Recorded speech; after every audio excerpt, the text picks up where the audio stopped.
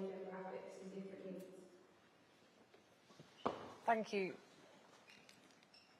Thank you so much, Bethan.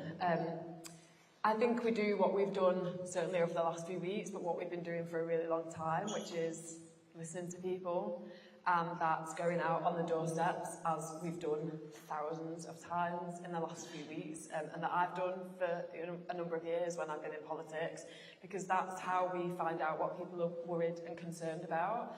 And I want to make sure that we shift what politicians look like and how accessible we are. I know a lot of people I know have such low trust in politicians, and we've seen that again. So many people have told us that over the last few weeks.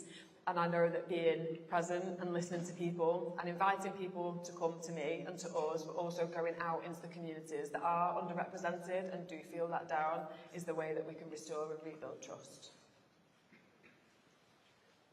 I think we've done what we always do. We unite people on the shared common ground and the beliefs that we all have together. I'm really proud here that our communities, our backgrounds may be different sometimes, but actually we are genuinely united over that common feeling of struggling together and sticking up for each other. And I think that really resonated with people.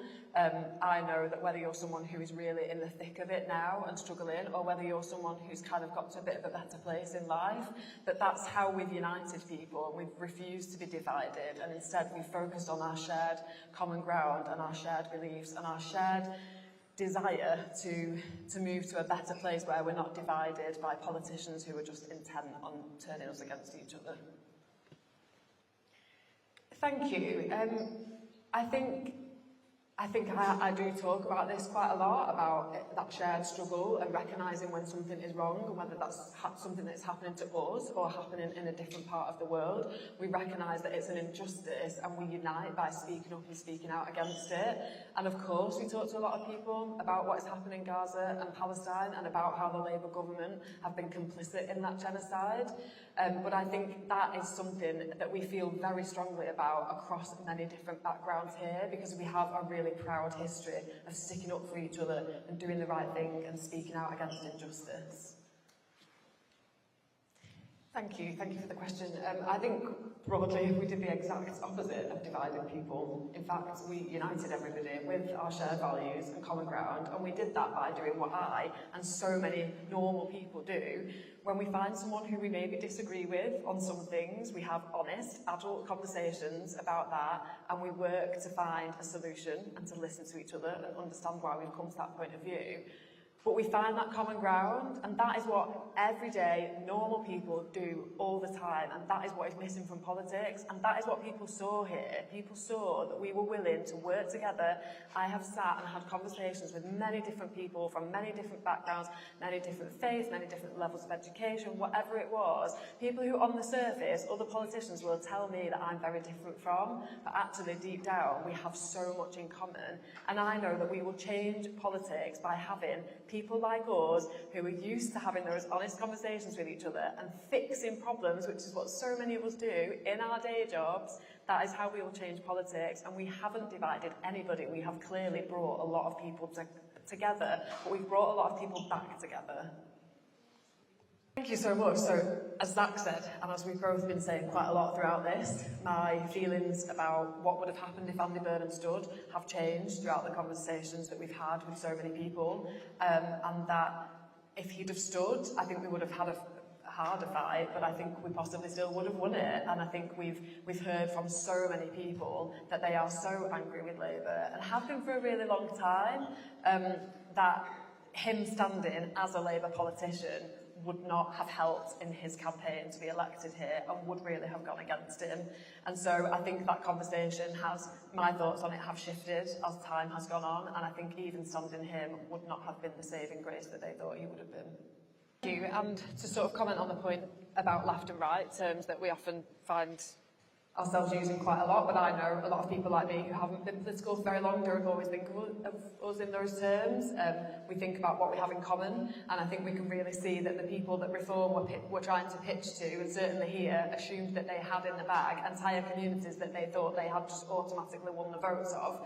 That hasn't been the case at all. We've shown that we might be told that we're different to each other, opposite, maybe because we believe slightly different things, but actually we really deep down care about a lot of the same things. And so I think the idea possibly of left and right is changing a little bit. And I think we've shown here that we have united a lot of people that reform certainly thought that they could take their votes for granted. And we've shown that all of our communities often do really care about the same things. Either we've had similar struggles or different struggles, but we understand each other. I've said quite a lot, we have very high levels of empathy here, and I think that's really shone through how much we care about each other. And so the idea that we might be completely opposite to each other because we disagree on slightly different things, I think has turned on its head, and I think we've found what we've got in common.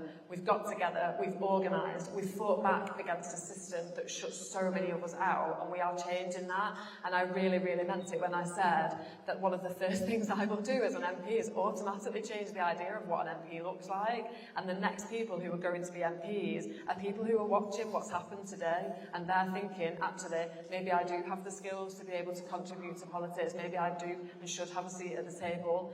And I know you talked about the skills shortage, Zach, and I'm really sorry to say that there is going to be a worse skills shortage of plumbers right now, because we're already short, and that's one less of us in Greater Manchester, so yeah, sorry about that. Whilst we go and source some plumbers, thank you all very, very much for being at the press conference. We've got work to do. There's a hell of a job out there, but we're incredibly excited to get started, and we'll see you all soon on the campaign trail. And Hannah, we'll see you in Parliament. Thank you very much. Go down there now. You got back. I've just got my drink. This is an existential crisis for the Labour Party. No longer can they try and scare people into saying they have to vote for something because they're worried about the least worst option.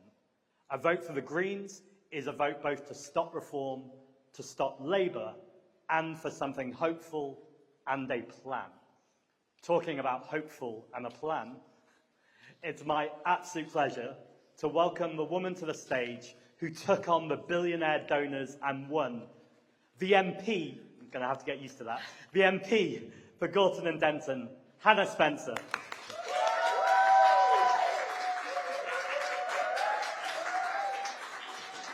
I don't want to dwell on it for too long, but I have been appalled at some of the divisive, dog-whistling campaigning from other parties. I know in my heart, and everyone knows here, everybody here belongs.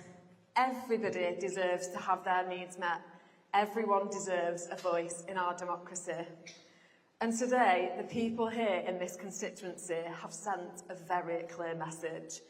We've rejected hate and embraced the politics of hope. Not blind hope, hope that is rooted in an ambitious but very achievable plan to transform our country for the better.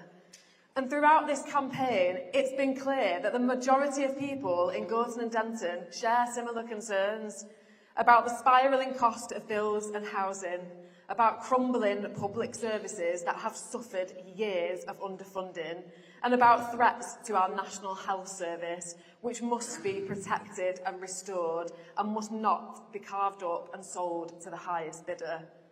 What do you say to this? I think this election will transform the face of British politics. And why do I think that? Well, let's look at what the alternatives could have been today. People could have been sat here today with another Labour MP. The government would have taken that as things aren't going great, but actually, you know what, when push comes to shove, people still vote for us and will just carry on meddling through. We could have had a Reform MP, and I believe that the Labour government would have responded to that by saying, yeah, you know what we need to do? We need more anti-migrant rhetoric. We don't need to worry about the cost of living crisis. We can just keep fighting on culture wars. And what happened last night is, despite the fact that the other parties threw the kitchen sink at us, we had Hannah the plumber, and she's, sorry, terrible one.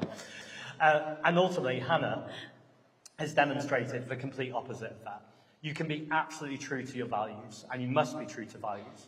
You can talk about social justice, economic justice, and indeed environmental justice. At the heart of it, lowering people's bills and tackling the cost of living crisis.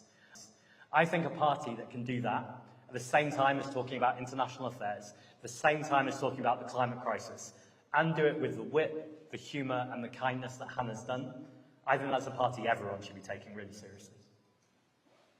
And get a Green MP, well, We've done it anyway, and what an MP we've got. So this isn't a no to defections, but actually it's just not my priority right now. My priority right now actually is scoping out where might a likely by-election be about to happen, and how do we make sure we're on the ground as quickly as possible to make sure we can repeat this as many times as we need to. Also that relentless focus on local elections and the Senate. So not putting a deadline on any defections, and any MP who shares our values, I'm always open to those conversations. But quite frankly, it's just not something I'm craving at this point, because actually I want to win Green MPs and I want to do it on the ground the same way that we just did it last night, because I think that's how we grow much quicker as a party. And one of the answers I've heard Hannah give yesterday, which I thought was interesting, was, would this have been the same scenario if Andy Burnham had been the candidate? And I think both of our views changed over time. I'll be completely honest, when Andy Burnham wasn't selected, I punched the air and I thought, it's very probable we can win this. I wasn't complacent, but I knew we could do it. Having seen the anger out on the streets about the Labour Party, Andy Burnham is still a Labour politician. And I would say no matter how popular you are, no matter even if you have some of the right positions, I think people in this country are looking at Labour MPs or high-profile Labour politicians and saying, where are your red lines? How can you stand by what this government is doing, whether we're talking about the cost of living crisis, whether we're talking about the genocide in Gaza, or generally a real feeling that they were voted in on one word, change, and they've not offered a whole lot of it. The Green Party are here, and we're ready to give them that change.